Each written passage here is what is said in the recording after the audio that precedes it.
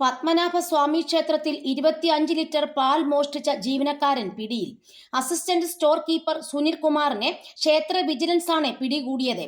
കഴിഞ്ഞ മാസം ക്ഷേത്രത്തിൽ 13 പവന്റെ സ്വർണ്ണദണ്ഡ് കാണാതായിരുന്നു. 2 ദിവസത്തിനു ശേഷം മണലിൽ പൊതിഞ്ഞ നിലയിൽ കണ്ടെത്തുകയായിരുന്നു.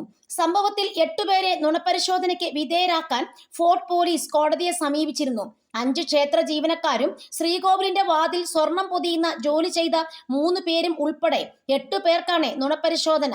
ഇവരെ ചോദ്യം ചെയ്തപ്പോൾ പരസ്പര വിരുദ്ധമായ മൊഴികളാണ് ലഭിച്ചതെന്ന് പോലീസ് പറയുന്നു. ക്ഷേത്രത്തിലെ നവീകരണത്തിന്റെ ഭാഗമായി സ്വർണം പൂശുന്ന പണിക്കിടെയാണ് കഴിഞ്ഞ മാസം 10-ന് സ്വർണ്ണദണ്ഡ് കാണാതായത്. 7-നാണ് സുരക്ഷാ മുറിയിൽ നിന്ന് ഇതെടുത്തത്.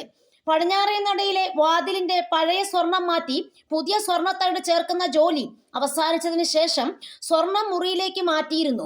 പിന്നാലെ കണക്കെടുത്തപ്പോഴാണ് ദണ്ഡ് നഷ്ടപ്പെട്ട വിവരം അറിഞ്ഞത്. വടക്കേ ശീവേലിപ്പുരയ്ക്ക് സമീപത്തെ മണലിൽ നിന്ന് ദണ്ഡ് കണ്ടെത്തിയതാണ് സംശയത്തിനിടയാക്കിയത്.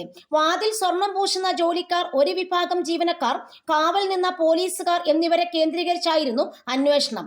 ഈ ഭാഗത്തെ CCTV പ്രവർത്തനരഹിതമായതും ദുരൂഹത ഉയർത്തിയ സംഭവത്തിൽ 60 വരെ പോലീസ് ചോദ്യം ചെയ്തിരുന്നു.